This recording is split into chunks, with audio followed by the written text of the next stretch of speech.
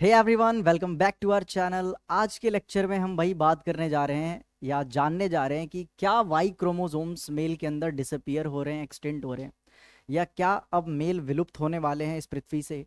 तो भाई एक रीसेंट स्टडीज़ है जो कि जिसने बताया है कि जो हमारे वाई क्रोमोसोम्स हैं वो एक्सटिंक्ट हो रहे हैं। एक्सटिंक्ट इन द सेंस कि अभी हुए नहीं हैं, बट हाँ इनके साइज़ में श्रिंकिंग हो रही है, बहुत सारे जीन्स जो हैं वो लूज़ कर चुके हैं और हो सकता है कुछ मिलियन ईयर्स बाद ये वाई क्रोमोसोम्स एक्सटेंड हो जाए। तो भाई ये वाई क्रोमोसोम्स इतना कंसर्न का मुद्दा क्यों है? क्योंकि भाई अगर किसी स्पीशीज में सेक्स क्रोमोसोम एक्स वाई होता है तो मेल पैदा होता है, ठीक है। और अगर वाई क्रोमोसोम्स ही नहीं रहेगा तो माइट भी मेल का वजूद, अब माइट भी बोल रहा हूँ कि मेल का वजूद खत्म हो जाए, मतलब मेल पैदा होना ही बंद हो जाए, ठीक है। अब इसके बारे में पढ़ने से पहले या जानने से पहले हमें आपको कुछ बेसिक चीज़ें पता होना चाहिए जो मैं बताने जा रहा हूँ। सबसे पहले मैं बात करूँ, एक तरफ हम मेल ले रहे हैं, मेल पेरेंट है, ठीक है, और दूसरी तरफ है फीमेल। भाई मेल में जो होते हैं एक्स वाई क्रोमोसोम्स होते हैं, इन्हें सेक्स क्रोमोसोम्स कहा जाता है, ठीक है, जो एक तरह से सेक्स डिटर्मिनेशन में हेल्प करते हैं। तो आपको बेसिक नॉलेज पता होना चाहिए किसका? सेक्स डिटर्मिनेशन का नॉलेज पता होना चाहिए, ठीक है। सेक्स डिटर्मिनेशन का नॉलेज पता होना चाहिए। अब सुनिए, जो फीमेल बनने के लिए हमें क्या चाहिए? एक्स एक्स क्रोमोसोम चाहिए, ठीक है, एक्स एक्स क्रोमोसोम चाहिए। अब भैया ये क्रोमोसोम्स क्या होते हैं? तो पहले आपको क्रोमोसोम बता दे रहा हूँ मैं। क्रोमोसोम जो होते हैं ना, बेसिकली वो थ्रेड लाइक स्ट्रक्चर होते हैं जो एक तरह से न्यूक्लियस के अंदर पाए जाते हैं, और उसी के अंदर हमारा जेनेटिक मटेरियल यानी कि डीएनए होता है, जो हिस्टोन प्रोटीन के ऊपर रैप्ड होता है। सारी इन्फॉर्मेशन हमारे बॉडी में, कैसी बॉडी बननी है, रंग क्या है, रूप क्या है, सब चीज़ उस डीएनए में स्टोर होता है। और जो पैक्ड होकर क्या बनाते हैं? क्रोमोसोम बनाते हैं, जो किसके अंदर होते हैं? सेल के अंदर, न्यूक्लियस के अंदर होते हैं। तो भाई क्रोमोसोम्स की बात करें, ठीक है, क्रोमोसोम्स की बात करें भाई, तो क्रोमोसोम्स है क्या? ये एक तरह से it is thread like structure, it is thread like thread like structure है, ठीक है, that found that found inside nucleus nucleus and contains genetic material DNA, and contains genetic material genetic material DNA, ठीक है। तो basically हमारा जो genetic material DNA, इसको store करते हैं या इसी से बने होते हैं, ऐसा समझ सकते हो भाई, ठीक है। क्रोमोसोम्स लगभग कुछ देखने में ऐसा विजिबल होते हैं बेटा, ठीक है। इस क्रोमोसोम्स को अगर आप ओपन करिएगा, ठीक है, इस क्रोमोसोम्स को अगर हम ओपन करते हैं, ठीक है, तो ऐसे डीएनए निकलता है भाई से। डीएनए लगभग लगभग ऐसे ही दिखता है, ठीक है। ये डीएनए हो गया भाई। तो ये ऊपर वाला जो सेगमेंट है, ये क्रोमोसोम हो गया, जो थ्रेड लाइक स्ट्रक्चर है, रिबन लाइक स्ट्रक्चर है। इसको हम खोलते हैं तो इसके अंदर से क्या निकलता है? ये डीएनए का स्ट्रैंड निकलता है। डीएनए सभी को पता है क्या होता है? डीऑक्सी राइबोस न्यूक्लिक एसिड होता है भाई, ठीक है, डीऑक्सी राइबो न्यूक्लिक एसिड होता है। अच्छा सुनिए, डीएनए का कोई पर्टिकुलर सेगमेंट, कोई पर्टिकुलर यूनिट जो किसी स्पेसिफिक इंफॉर्मेशन को स्टोर करता है या कोई फंक्शन शो करता है, उसी को हम जीन कहते हैं, ठीक है। तो छोटा सा यूनिट मान लो कोई काम कर रहा है, जैसे कि सेक्स ऑर्गन डेवलपमेंट करवाने का इन्फॉर्मेशन है, या फिर कोई हार्ट बनाने का इन्फॉर्मेशन, कोई भी फिजियोलॉजिकल प्रोसेस है जो करवा सकता है या ऑर्गन बना सकता है, उसका इन्फॉर्मेशन स्टोर है, तो उसको हम जीन कहते हैं, ठीक है। जीन होता क्या है? एक तरह से यूनिट होता है इनहेरिटेंस का, या कह सकते हो फंक्शनल सेगमेंट होता है किसका? डीएनए का होता है, ठीक है। चलिए, तो देखा है तो डीएनए जीन ही डीएनए, या डीएनए जीन है, मतलब उसी के अंदर जीन है, और यही एक तरह से हिस्टोन प्रोटीन पे कवर होकर क्या बनाते हैं? क्रोमोसोम। अलग अलग चीज़ नहीं है, सारी एक ही है, ठीक है। चलिए, तो अगर आपको क्रोमोसोम्स क्या होता है पता चल गया, तो आपको यार इतना पता होना चाहिए कि ह्यूमंस में, ये वैसे बेसिक साइंस हो गया, आपने 9th क्लास में पढ़ा होगा, ठीक है। तो ह्यूमन के एक पर्टिकुलर सेल में टोटल 46 क्रोमोसोम्स होते हैं, ठीक है। तो ह्यूमन के अंदर बात करें, टोटल क्रोमोसोम्स कितने होते हैं भाई? टोटल क्रोमोसोम जो होते हैं वो 46 होते हैं। अब यहाँ पे 2n का मतलब होता है डिप्लॉयड, ठीक है, थोड़ा सा साइंस लगा रहे हैं यहाँ पे। 2n का मतलब डिप्लॉयड होता है 46, यानी अगर एक पेयर की बात करें, एक की बात करें तो क्या होगा? 23 होगा, ठीक है। तो जो हमारे गैमीट्स होते हैं, स्पर्म हो गया मेल में, फीमेल में ओवम हो गया, उसमें 23 क्रोमोसोम्स होते हैं। और एक पूरे एंटायर सेल में, जो नॉर्मल हमारे जर्म सेल्स होते हैं, जो कि बॉडी के सेल्स हैं नॉर्मल, ठीक है, उसमें टोटल 46 क्रोमोसोम्स होते हैं। अगर मैं 46 क्रोमोसोम्स को ऐसे लिखना चाहूँ तो 23 पेयर में पाए जाते हैं, ठीक है भाई, 23 पेयर होते हैं। अब सुनिए, इस 23 पेयर में, इस 23 पेयर ऑफ क्रोमोसोम में जो 22 के 22 पेयर है ना भाई, जो 22 पेयर हैं, टोटल जो 22 पेयर हैं, ठीक है, वो जो है उन्हें हम कहते हैं ऑटोजोम्स। ऑटोजोम्स, ठीक है, ऑटोजोम्स। तो 22 पेयर ऑफ जो क्रोमोसोम्स है, यहाँ पे हम किसकी बातें कर रहे हैं? हम यहाँ पे क्रोमोसोम्स की बात कर रहे हैं भाई, ठीक है, क्रोमोसोम्स की बात कर रहे हैं। हमारे एक नॉर्मल बॉडी सेल में 23 पेयर ऑफ क्रोमोसोम्स होते हैं, जिनमें से 23 ऑटोसोम्स होते हैं, और एक लास्ट वाला है 23rd, ठीक है, लास्ट वाला पेयर है जो कि क्या होता है, सेक्स क्रोमोसोम होता है, ठीक है, सेक्स क्रोमोसोम होता है, ठीक है। अब सुनो, जो सेक्स डिटर्मिनेशन है, यानी कि बच्चा मेल होगा या फीमेल होगा, ये हमें इसी लास्ट थर्ड पेयर से पता चलता है, ठीक है। इसको सेक्स क्रोमोसोम्स कहते हैं क्योंकि ये सेक्स डिटर्मिनेशन करवाता है। अगर लड़का मेल पैदा हो रहा है, मेल का सिंबल ये होता है, तो उसके अंदर क्रोमोसोम होगा XY, अगर बच्चा मेल पैदा हो रहा है तो, ठीक है। अच्छा, अगर बच्ची फीमेल हो रही है तो उसके अंदर क्रोमोसोम्स क्या होता है, XX होता है। मतलब 23 तो दोनों में ही होने वाले, लास्ट वाले से डिटरमाइन होता कि बच्चे का जेंडर क्या है, मेल है या फीमेल है। XY है तो मेल और XX है तो फीमेल। अब आपको पता चल गया हो कि वाई इतना कंसर्न की बात क्यों है। अगर वाई खत्म हो गया तो सोचो क्या मेल बन पाएंगे, नहीं, ठीक है। तो भाई तभी इतना प्रॉब्लम खड़ा हुआ है कि क्यों यहाँ पे हमारा देखा जाए तो वाई क्रोमोसोम्स के ऊपर इतना कंसर्न रेज करा जा रहा है, ठीक है। तो यही है आज का topic, extinction of Y chromosomes, या कहीं या एक्सटेंट हो रहा है या कहीं इवोल्यूशन हो रहा है, ये हम आज के वीडियो लेक्चर में देखने वाले हैं। बहुत सारे टीचर ऐसे यूट्यूब पे क्लेम कर रहे हैं कि भाई एकदम वाई क्रोमोसोम एक्सटेंट हो जाएगा, मेल पैदा नहीं होंगे, ठीक है। ऐसा मतलब पूरी तरह से सही नहीं है, उसको एक तरह से डिटेल में हम देखने वाले हैं, ठीक है। तो बने रहिए इस वीडियो लेक्चर के लास्ट तक। चलिए, तो हमने कुछ बेसिक्स देखा किसका, क्रोमोसोम का, ठीक है, क्रोमोसोम का हमने कुछ बेसिक देखा। अब हम क्या करने वाले हैं, जरा सेक्स डिटर्मिनेशन प्रोसेस समझने वाले हैं, ठीक है। अगर आपको इतना आ गया तो सेक्स डिटर्मिनेशन आप इजीली समझ सकते हैं। चलिए इसको छोटा करके साइड में कर दे रहे हैं। हाँ, अब देखिए ये मेल का नॉर्मल सेल है, ठीक है। अब इससे बनाएगा गमीट। अब गमीट क्या बनता है भाई, मेल में तो स्पर्म बनता है, सभी को पता है। मान लो एक स्पर्म जिसमें X क्रोमोसोम कंटेन है, और दूसरा जो स्पर्म है जिसमें क्या है, Y क्रोमोसोम कंटेन है। सिमिलरली फीमेल पेरेंट है यहाँ पे, ठीक है, तो फीमेल भी गमीट बनाएगी भाई, ठीक है, फीमेल की भी गमीट बनेगी। अब दोनों गमीट क्या होगा, XX होगा, मतलब दोनों गमीट के पास कौन सा क्रोमोसोम होगा, XX ही होगा, ठीक है भाई। अब सुनिए, उसके भाई ये तो गमीट फॉर्मेशन हो गया, ऊपर में पेरेंट का इन्फॉर्मेशन था, पेरेंट का इन्फॉर्मेशन था, नीचे में हमने गैमीट्स के बारे में लिखा, ठीक है, नीचे में हमने गैमीट्स के बारे में जाना।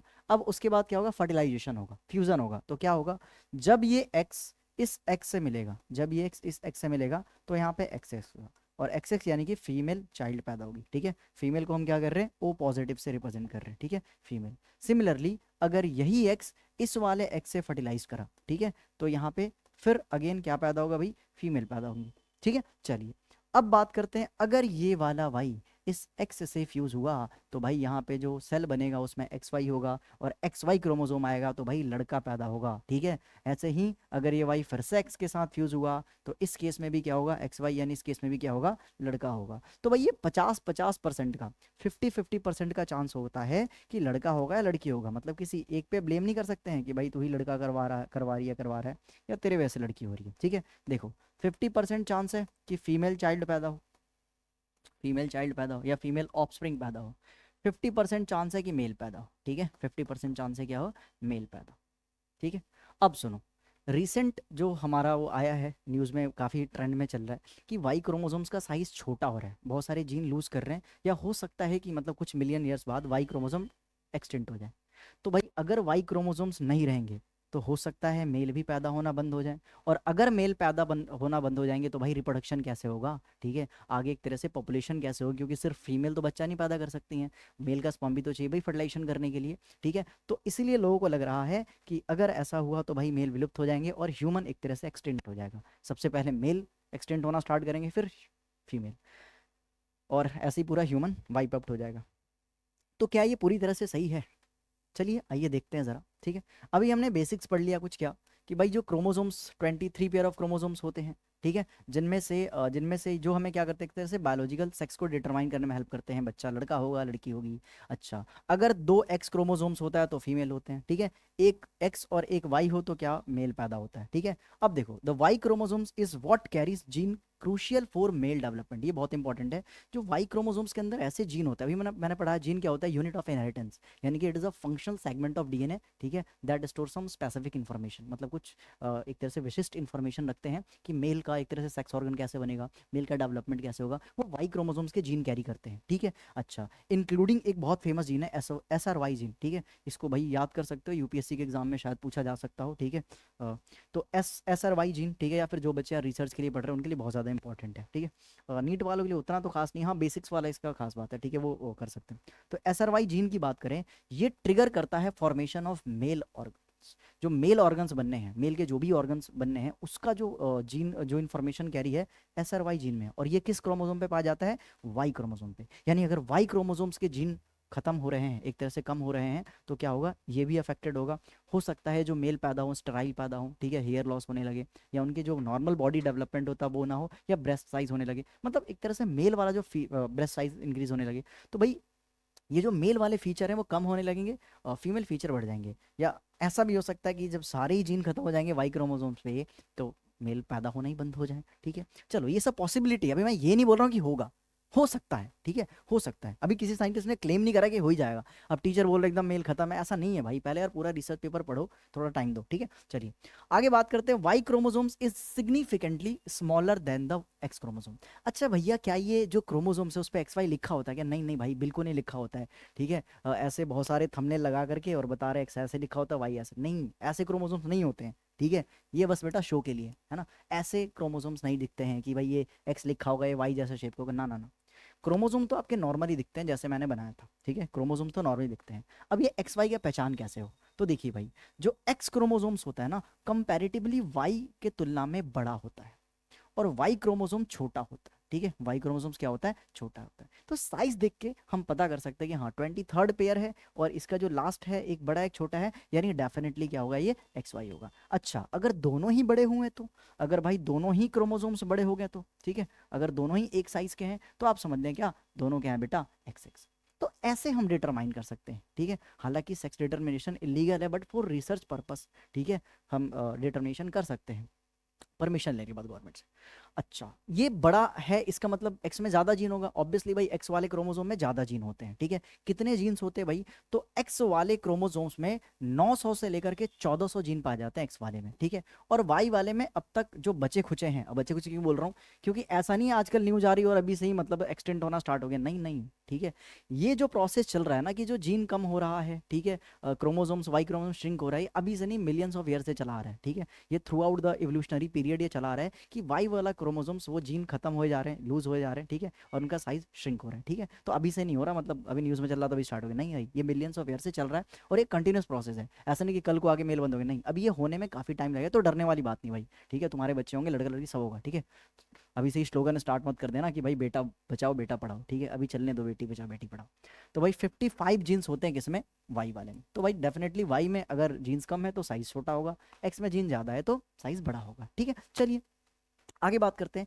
Over millions of years the Y chromosomes has been losing genes and shrinking in size. देखो यही बात लिखा है यहाँ पे, क्या कि मिलियंस ऑफ ईयर्स से देखा जा रहा है कि वाई वाले जो क्रोमोसोम्स है वो जीन को लूज कर रहे हैं और साइज को छोटा कर रहे हैं, मतलब उनका साइज छोटा हो रहा है। तो some scientist have even speculated that if this trend continues the Y chromosomes could disappear. अगर ऐसे ही चलता रहा तो भाई डिसअपियर हो सकता है, ठीक है, entirely in few million years से। तो डरने की बात नहीं, अभी नहीं हो रहा भाई, होने में मिलियंस ऑफ ईयर्स लग जाएंगे। तुम्हारे पूर्वज के पूर्वज के पूर्वज के इनटू एन कर देना, वो भी मर गए होंगे अब तक। अच्छा, रिसर्चर्स साइंटिस्ट क्या कह रहे हैं भाई इस मुद्दे पे? तो भाई researchers from the university of California, ठीक है, और एक और है ये बर्कली यूनिवर्सिटी के, और कुछ अदर भी इंस्टीट्यूशन है, उन्हें पता चला है क्या कि जो वाई क्रोमोसोम्स है वो माना बहुत सारे जीन्स लॉस तो कर रहे हैं, पर एक अच्छी चीज देखने को मिली है, एक खुशखबरी देखने को मिली है, क्या कि it has stabilized over the last 25 million years. 25 million years से माना कि जीन लूज कर रहे हैं, बट ऐसा देखा जा रहा है कि जो वाई क्रोमोसोम के जीन है ज्यादा स्टेबल हो रहे हैं। एक तरह से अपने अंदर के जो जीन्स है ना, जो बचे कुचे जीन्स है, रिमेनिंग जीन्स है, वो वाई क्रोमोसोम कोशिश कर रहा है अपने आप को स्टेबलाइज करने का, ठीक है, स्टेबल करने का, ठीक है, ताकि जो बचे कुचे उसको सर्वाइवल इंश्योर कर सके। तो this suggest that the Y chromosomes might not be on its way out after all, ठीक है। In fact its evolved mechanism, Y chromosome एक तरह से मैकेनिज्म इवॉल्व कर दिया है to preserve its remaining gene and ensure its survival. तो scientist बहुत सारे क्लेम कर रहे हैं, मान रहे हैं क्या कि भाई ये अपने आप साइज को छोटा करके जो अननेसेसरी जीन है उसको एलिमिनेट करके, अननेसेसरी मतलब जो फंक्शन शो नहीं करते हैं, ठीक है, इंपॉर्टेंट फंक्शन, तो उसको एलिमिनेट करके एक तरह से वाई क्रोमोसोम स्टेबल बना रहे हैं, ठीक है, उनके जीन्स को स्टेबल कर रहा है ताकि उनका सर्वाइवल अच्छे से हो सके। और ये कहीं ना कहीं इशारा कर रहा है किसके तरफ? इवोल्यूशन की तरफ, ठीक है, इवोल्यूशन की तरफ। तो भाई यहाँ से खुशी की बात मिली हमें क्या कि भाई एक्सटिंक्शन नहीं है, ठीक है, ऐसा माना जा रहा है कि भाई ये इवोल्यूशन की तरफ है, मतलब अब हमारा जो वाई क्रोमोसोम है इवॉल्व हो रहा है, अपने जीन्स को और स्टेबल बना रहा है सर्वाइवल के लिए, ठीक है, जो नेसेसरी जीन है उसको प्रिजर्व कर रहा है वाई क्रोमोसोम, ठीक है। तो अब ऐसा हो सकता है कि अब ह्यूमंस के भी अलग अलग स्पीशीज हो जाए, ठीक है, कुछ मिलियन ईयर्स बाद जाके अगर इतने चेंजेस आ जाएंगे डीएनए में जो कि अक्यूमुलेट होते रहेंगे थ्रू आउट द जनरेशन, तो भाई डार्विन का, हमारे पास चार्ल्स डार्विन का एक नियम है नेचुरल सिलेक्शन, कि अगर इतने वेरिएशन इकट्ठा होते रहे ओवर मिलियन ऑफ ईयर्स, ठीक है, तो नई स्पीशीज बन जाती है जिसको स्पीशिएशन कहते हैं, और ये पूरे प्रोसेस को एवोल्यूशन कहते हैं। क्लास 12 में आप डिटेल में पढ़ोगे एवोल्यूशन चैप्टर में, ठीक है। चलिए, सो पॉसिबल फ्यूचर सिनेरियो क्या है उस पर हमने डिस्कस करा। If the Y chromosome did eventually disappear, अगर पूरी तरह से डिसअपियर हो जाएगा तो क्या मर सकते हैं? जरा देखिए, कुछ अभी जो प्रेजेंट हमारे कुछ स्पीशीज हैं उनका स्टडी करा गया तो पता चला, would this mean the end of the male, क्या मतलब मेल खत्म हो जाएंगे? इसका जवाब आपको मिलने वाला है नॉट नेसेसरली, ऐसा नहीं है, ठीक है, कि यही होगा, हो सकता है बट इसका चांसेस बहुत कम है। क्यों? In some species like certain rodents, कुछ चूहे के प्रजाति हैं, ठीक है, एक दो चूहे के प्रजाति हैं जिनमें जो मेल जो है एग्जिस्ट कर रहे हैं बिना वाई क्रोमोसोम्स के, मतलब उनके अंदर वाई क्रोमोसोम खत्म हो गया फिर भी मेल पैदा हो रहे हैं भाई। अब ये कैसे हो रहे हैं? तो सुनो, अगर हमारा वाई क्रोमोसोम खत्म भी हो जाएगा ना, एक तरह से एक्सटेंड भी हो जाएगा, तो कोई ना कोई हमारा बॉडी, कोई ना कोई हमारा जेनेटिक मटेरियल मैकेनिज्म इवॉल्व कर देगा कि जो सेक्स क्रोमोसोम्स था वो वाई वाले से शिफ्ट करके किसी और पेयर ऑफ क्रोमोसोम्स को दे दे। जैसे कि एक रोडेंट्स यानी कि चूहे जैसी स्पीसीज है, प्रजाति है, उसके अंदर देखा गया है कि उसका जो पहले सेक्स क्रोमोसोम्स था वाई वाला, ठीक है, वो विलुप्त हो गया। उसके बाद वो जो आई थिंक सेकंड या थर्ड पेयर ऑफ जीन था जो कि नॉर्मली ऑटोसोमल वाला क्रोमोसोम था, उसको वो फीचर उसमें इवॉल्व हो गया। मतलब देखो, हमारे बॉडी में क्रोमोसोम्स हैं बहुत सारे, ठीक है, 23 पेयर है, 46 क्रोमोसोम है, हर क्रोमोसोम्स में जीन है, ठीक है। अब अगर एक क्रोमोसोम्स हमारा एक्सटेंड हो भी जा रहा है तो दूसरा क्रोमोसोम्स अपने अंदर का कोई ना कोई ऐसा जीन एक्टिवेट करेगा जो सेम फंक्शन करे जो वाई क्रोमोसोम्स के जीन कर रहे थे। मतलब अगर हो भी जाता है कि वाई क्रोमोसोम एक्सटेंड हो जाए तो कोई ना कोई क्रोमोसोम्स के अंदर जीन एक्टिवेट हो जाएगा जो सारा फंक्शन टेक ओवर कर लेगा इसका वाई का, तो कोई ना कोई मैकेनिज्म इवॉल्व हो जाएगा मेल पैदा होने का, ठीक है। और ऐसा देखा गया है, एग्जाम्पल है, बहुत सारे रोडेंट्स हैं जिनके अंदर देखा गया, तो मेल एग्जिस्ट करते हैं विदाउट वाई क्रोमोसोम्स, ठीक है। तो instant this species have found alternative way, इन्होंने ऑल्टरनेटिव वे पता कर दिया सेक्स डिटर्मिनेशन का, ठीक है, एक तरह से इवॉल्व कर लिया। वैसे ही हमारे अंदर भी हो सकता है, ठीक है, उन्होंने सेक्स क्रोमोसोम्स वाला जो वाई का जीन था वो किसी और क्रोमोसोम एक्टिवेट कर दिया, वो सेम फंक्शन कर रहे हैं सेक्स डिटर्मिनेशन का। तो in humans if the Y chromosome were not disappear, अगर disappear sorry were to disappear मतलब डिसअपियर होता भी है, it is possible that new mechanism could evolve to replace it, ठीक है। तो नया मैकेनिज्म इवॉल्व हो जाए और उसका फंक्शन किसी और क्रोमोसोम के पास चले जाए, ठीक है, ऐसा हो सकता है। But this is all theoretical and would take millions of years to over, ये सारा भी थ्योरेटिकल है, ये सब साइंटिस्ट सोच रहे हैं, अपनी प्रिडिक्शन दे रहे हैं, थेरीज दे रहे हैं। अब थ्योरी ऐसी नहीं हमें में दे रहे हैं, कुछ रिसर्च कर रहे हैं, जैसे एग्जांपल देखा रोडेंट्स का, तो इस पे इन्होंने दिया कि भाई मैकेनिज्म इवॉल्व कर सकता है, ठीक है। नहीं भी हुआ तो कोई ना कोई इवोल्यूशन तो जरूर हो जाएगा, क्योंकि अगर चेंजेस आ रहे हैं जीन में स्टेबल हो रहा है तो, ठीक है। चलिए, लास्ट में बोलना चाहेंगे, जो वाई क्रोमोसोम्स है उसने लॉस्ट करा बहुत सारे जीन का, ठीक है, बट इसने स्टेबलाइज भी करा रिसेंट टाइम्स में काफ़ी, मतलब इनकी स्टेबिलिटी बढ़ी है as compare to other chromosomes, and it's unlikely to disappear any time soon, ठीक है। तो मतलब ऐसा नहीं कि जल्दी डिसअपियर हो जाए, ठीक है। The idea of the Y chromosomes going going extinct is more of hypothetical, ये जो एक्सटेंट होने वाला आइडिया थोड़ा भी हाइपोथेटिकल है, ठीक है, देन एनी इमीडिएट कंसर्न। अभी इमीडिएट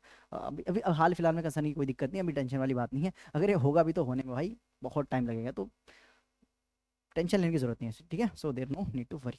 चलिए आगे बात करते हैं। हाँ, कुछ रेफरेंसेज हैं जहाँ पे आप जाके पढ़ सकते हो, स्टडी कर सकते हो खुद से, ठीक है। और ये रेफरेंसेज लिखा है, यहाँ पे जा सकते हो, या फिर इसके मैं लिंक दे दूंगा डिस्क्रिप्शन में, वहाँ से आके चेकआउट कर सकते हो। ऐसा नहीं किसी की बात सुन करके आपने भरोसा कर लिया, ठीक है, आप खुद से पढ़ो, रिसर्च करो, ठीक है। बाकी ठीक है, टीचर की बात मान लो, अच्छी बात है। तो अगर आपको ये वीडियो अच्छी लगी होगी तो अपने दोस्तों को शेयर कर सकते हैं। मिलते हैं किसी नेक्स्ट लेक्चर में, टिल देन बाय।